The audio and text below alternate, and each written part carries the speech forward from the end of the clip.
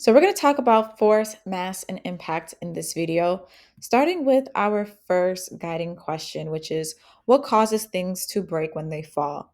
So, there's two things it's the impact or that sudden motion and change. When something falls, it builds up momentum, and momentum means the mass, so how much space it takes up, times velocity and speed. If something stops suddenly, that energy becomes a stronger force. And that sudden stop is what cracks things. The faster it's going, the more damaging the impact. I wanted to see if a massive beanbag could stop the impact when falling from a building. So first, we tested this out by dropping my phone off a 5-story building, and the beanbag completely broke the fall. So we took it up a notch and dropped this 10-pound bowling ball off the building. The bowling ball rolled hundreds of yards into this planter, and somehow it actually survived. Next, it was time to see if a 50-pound TV would survive the fall. The TV looked great, and now we just had to see if it would turn on. It's the moment of truth.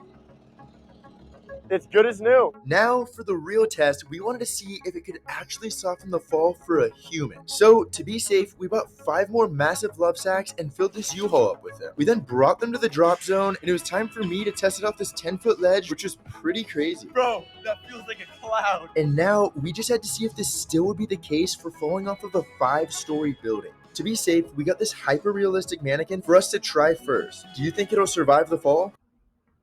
All right. So, again, in science, we're experimenting about how things could possibly fall, and that is to keep us safe. So, engineers do this all the time. So, let's talk back to what is force and how do we calculate it. So, forces are made of push and pull. Force equals mass multiplied by acceleration. Heavier things or faster changes in speed creates more force. So, in the future, when you do your egg drop lab, when your egg hits the ground quickly, the force will be high unless you slow the stop, and that could cause your egg to crack. Why does stopping time matter? A sudden stop increases force, and slowly stopping something down over time, even if just a little, spreads out the force and reduces the impact. And that's why we use padding or airbags or foam so that things stop a little bit more gently. Looking at this graph, you could see that the stopping distance makes a huge impact on the force itself. So let's think about what materials reduce impact or force. You won't attempt this at home. We spoke about cats in our last video, but you can absorb force through soft things, stretchy things provides spreads out force over time. Bubble wrap, cotton presses, all absorb energy. Rubber or flexible, anything stretchy could slow the impact and protect a item. Now, let's think about some real life examples of impact reduction. We have airbags. They inflate to slow passengers down safely if they get in a car accident.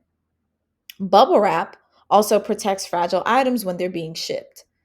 And then, if you ever think about skydiving or doing like a bungee jumping, bungee cords stretch to slow a jumper down over time and not all at once. So, what happens if we don't reduce impact force? If the force is too high or too focused in one spot, things break, kind of like your egg may.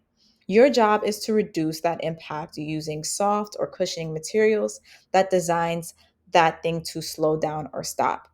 Remember, high force equals damage, and fragile things like our body, like the egg, will break easily.